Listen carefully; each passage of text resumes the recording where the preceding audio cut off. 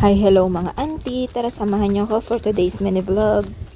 Tapos na nga ako sa mga gawain ko sa bahay, pati na rin ang magpakain ng mga alaga kong baboy. Tara mga auntie, samahan niyo ako mga tayo ng Madre de Agua.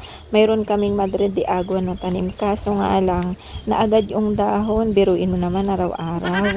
Kukuhanan ko ng dahon para ipamerienda ko sa mga alaga kong baboy. Ayun, sanga na lang ang natira. Pangunguhanin ko muna yung Madre de Agua dito, pero nagpaalam naman ako sa may-ari. Uy, syempre hindi pwedeng hindi tayo magpaalam. Mga hindi po nakakaalam, ang Madre de Agua po, ito rin po yung ginagawang feeds sa mga alaga nating baboy. Masustansya po ito para sa ating mga alaga. Kaya naman po, ito po yung ipinamimerienda ko sa kanila. Uy, merienda? O sila may merienda. Para madaling lumaki at may maging malusog yung mga alaga nating baboy. Doon naman tayo sa kabila, hanap tayo ng mas maraming dahon. Mukhang mas malalapad yung dahon. Pero ito naman po ay ina-alternate ko. Halimbawa, ngayon po, papakainin ko siya ng Madre de Agua.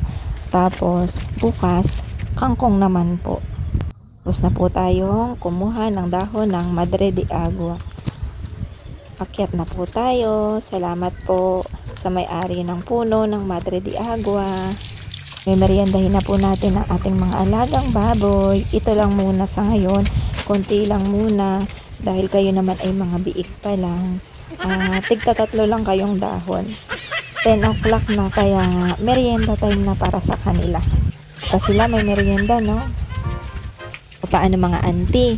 Yan lang muna ulit sa araw na to, ne?